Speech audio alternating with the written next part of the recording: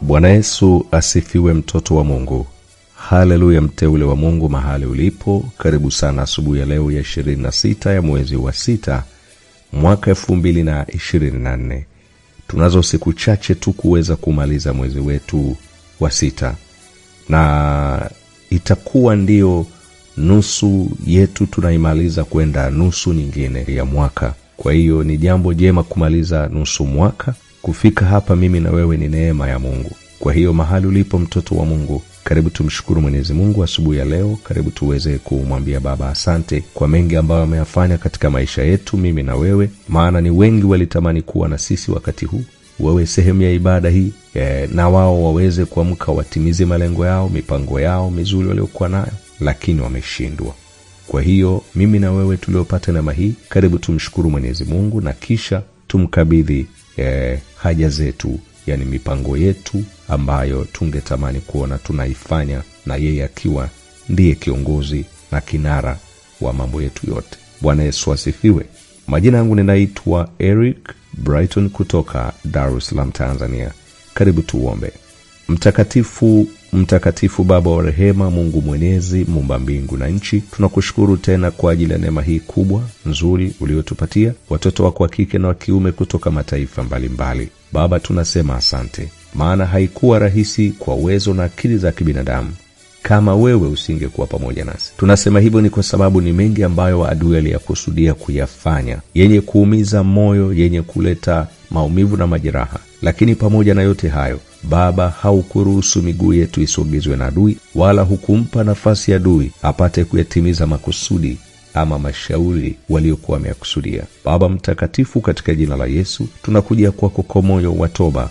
Baba, tunakuomba utusamehe, tunakuomba uturehemu mahali popote ambapo tumekwenda kinyume na jinsi ambavyo ilitupasa kuenenda. Kama watoto wako ni sifa ya utakatifu, kuna mahali vazi la utakatifu limechafuka. Baba, tunakuomba utusamehe. Baba, tunakuomba uturehemu. Ni shauku ya mioyo yetu siku ya leo kuyaishi maisha matakatifu, maisha yasiyokuwa na dhambi. Baba mtakatifu, katika jina la Yesu, mtazame kila mmoja mahali popote anaposhiriki ibada ya leo. Baba, kwa moyo wa toba na rehema, anaomba umsamehe, anaomba umrehemu, anaomba umpe nafasi nyingine tena kama mtoto wa kwako. Hivyo mtakatifu Baba, katika jina la Yesu, tunapoianza asubuhi ya leo Baba, ni maombi yetu tuanze pamoja na wewe, na hata kumaliza tumalize pamoja na wewe chini ya mkono wako ulio hodari. Ni shauku kabisa mioyo yetu kuwa wewe ndiye kiongozi wa siku nzima ya leo. Wewe ndiye ambaye ni mwalimu, kiongozi, utakayetufundisha, utakayetuonya, utakayetukumbusha yote tupasayo kama watoto wa Mungu. Hivyo tunaikabidhi mikononi mwako wa siku ya leo, masaa, dakika na sekunde. Baba,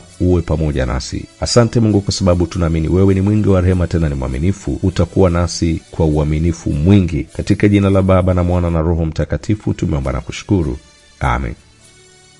Mtoto wa Mungu, karibu sana asubuhi ya leo. Karibu asubuhi ya 26. Imekuwa ni neema mimi na wewe bado tuko hivi tulivyo kwa sababu ya neema ya Mungu. Karibu sana mtoto wa Mungu. Pia hongera kuwa sehemu ya ibada hii ya leo, na Mungu amekuchagua kuwa ni mshindi katika siku ya leo. Ikumbukwe neno letu la mwezi huu ni neno lilobeba title ya mwezi wa habari njema. Sasa habari njema inategemea, inaweza kuwa ni habari njema kwako kwa namna gani.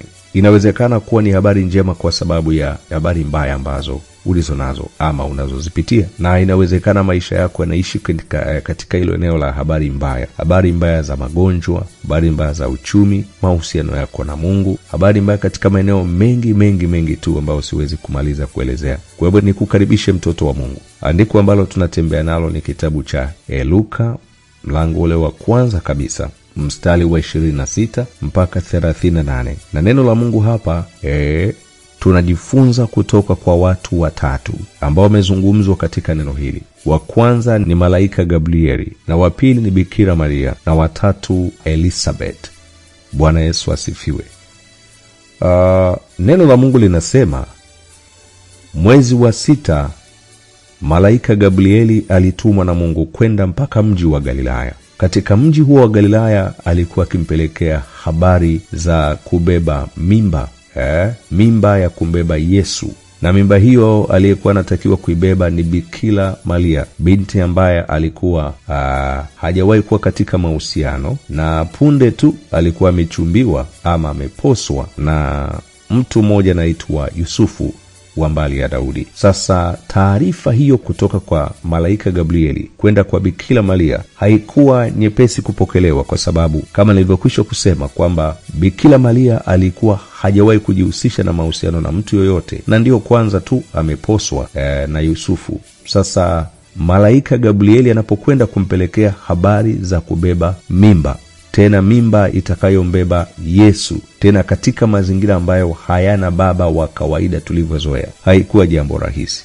kwamba Bikira Maria angeipokea tu habari hiyo kuwa ni habari njema. Haikuwa jambo rahisi. Kwa kulikuwa kuna ugumu fulani wa kuweza kuipokea hiyo habari. Kwanza ujio wa malaika Gabrieli kwenda kwa Bikira Maria, salamu ndio iliyomtia hofu. Maana salamu aliambiwa, salamu Maria, umejaa neema, Bwana yu pamoja nawe. Bikira Maria ilimshtua sana salamu hiyo. Mbona sio salamu sio ya kawaida? Lakini si hivyo tu, baada ya yeye kuambiwa kwamba atabeba mimba na hiyo mimba itamzaa Yesu, akasema sasa litakuwaje jambo hilo wakati mimi sijui mume wala sijawahi kuwa kwenye mahusiano? Ndipo malaika Gabrieli akamwambia, Roho wa Mungu atamjilia juu yake na nguvu za Mungu zitakuwa juu yake, na atabeba mimba, atamzaa Yesu, na huyo Yesu atapewa nguvu na ya kiti cha baba yake. Sasa baada ya maelezo hayo ndipo Bikira Maria akaelewa kwamba hii mimba kumbe sio ya kawaida. Ndipo akakubali, akasema na hivyo kama ulivyonitamkia. Bwana Yesu asifiwe, mtoto wa Mungu. Kwa ni taarifa njema iliyomkuta katika mazingira ambayo hayakuwa mazuri sana, kwa sababu ya ubinadamu tulio nao. Unajua wakati mwingine unakuwa na mipango yako, alafu Mungu naye analeta mpango wake wakati mpango wako ndio unauanza. Usipokuwa makini unaweza ukaanza kukemea. Lakini na hii ni hali ambayo inawapata wapendwa wengi. Hili neno ukilisikiliza kwa makini na ukalisoma ukalielewa ukiwa umetulia,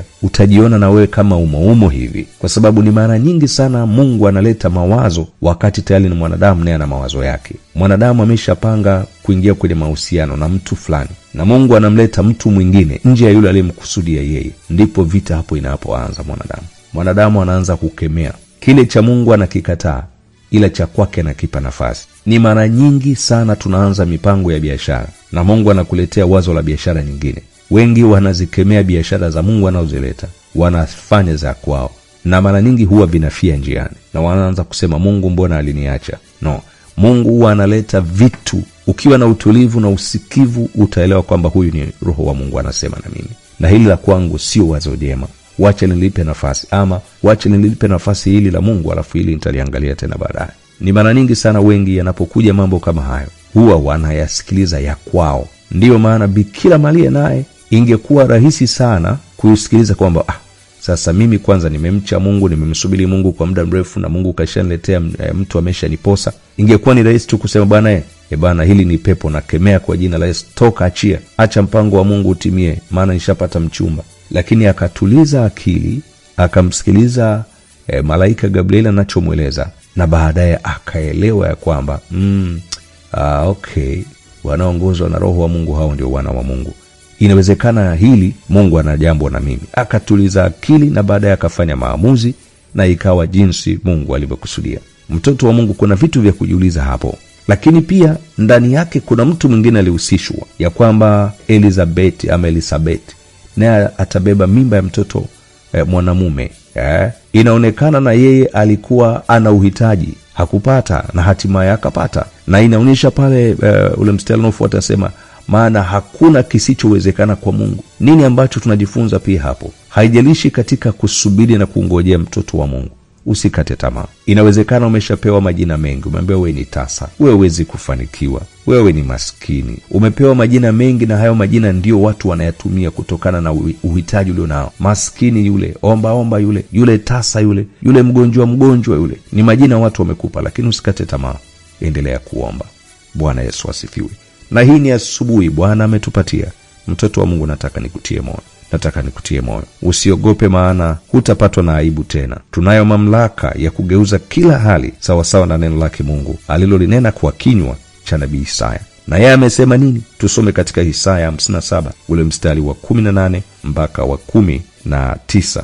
Neno la Mungu litakutia nguvu sana, mtoto wa Mungu, wewe ambaye tuko pamoja asubuhi ya leo. Haijalishi ni mazingira gani unapitia. Isaya 58 mstari wa 18 mpaka 19, neno la Mungu linasema, Nimeziona njia zake, nami nitamponya, nitamwongoza pia, nitamrudishia furaha zake yeye na hao wanaomlilia. Mimi nayaumba matunda ya midomo, amani, amani kwake yeye aliye mbali na kwake yeye aliye karibu, asema Bwana, nami nitamponya. Kwa mtoto wa Mungu, haijalishi taarifa mbaya ambazo zina trend kwenye akili na ufahamu wako, kwenye maisha yako, katika engo yoyote, mtumaini Mungu.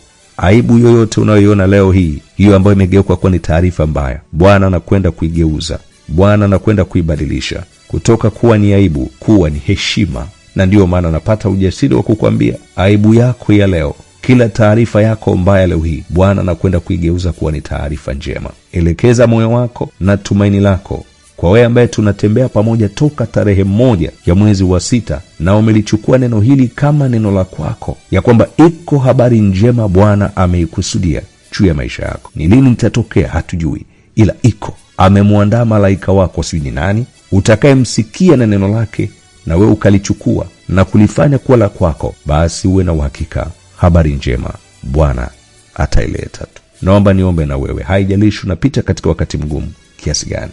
Ni kuombe tu tuweze kwenda mbele za Mungu kwa ajili ya toba, maana kama binadamu inawezekana kuna mahali tumekosea na dhambi imechukua nafasi na kuweka zuio la kila tu ambacho kisifike machoni pa Mungu. Naomba uweze kurudia sala hii. Sema: Baba, katika jina la Yesu, ninakuja kwako. Mimi mwanao, ninaomba unisamehe dhambi zangu zote nilizokukosea katika maisha yangu, ikiwa ni pamoja na kukuwazia mabaya na kukata tamaa na kupoteza tumaini kutokana na habari mbaya zilizonizunguka, kutokana na mambo magumu niliyoyapitia. Lakini nimelisikia neno lako, limenitia nguvu, limenirejeshea imani na tumaini tena. Unakwenda kuniletea habari njema. Asante Bwana Yesu kwa neno lako la Isaya 57:18 mpaka 19. Limeugusa moyo wangu. Kwa uwezo wa Roho wako na yakabidhi maisha yangu kwako. Ninaomba unisaidie katika jina la Yesu, amen. Tuombe. Mtakatifu Baba wa rehema, Mungu mwenyezi, muumba mbingu na nchi, ninakushukuru kwa sababu ya upendo wako na uaminifu wako katika maisha yetu. Baba, leo hii ni siku nyingine umetupatia wewe. Hatujafanya jambo lolote lile kuifanya siku ile kuwa hivi jinsi ilivyo. Ni wewe tu umeruhusu. Baba, tazama roho zetu na nafsi zetu, watoto wako wa kike na wa kiume, tumeifikia leo ni kwa sababu wewe ndio umefanya. Nasi tunazielekeza roho zetu na nafsi zetu mikononi mwako. Baba, tukiomba msaada wako. Wewe uliyebeba majibu na tumaini la maisha yetu, tunarudi kwako tena Baba, tukiomba uwepo wako na haki yako juu ya maisha yetu. Baba, ninamkabidhi kila mmoja mahali popote unaposhiriki ibada hii leo. Baba, nyosha mkono wako. Wewe uliyebeba habari njema kwa habari ya maisha yake. Baba, mtazame mahali anapokuomba, mahali anapokuhitaji, mahali ambapo yuko njia panda, hajui atatokaje, hajui atavukaje. Changamoto ya afya, uchumi, mahusiano, biashara, kazi, ndoa na maeneo yote ambayo mtoto wako anakuita. Baba, usimpite. Baba, usimwache. Ni shauku ya moyo wake Baba kukuona wazi wazi ukidhihirika katika maisha yake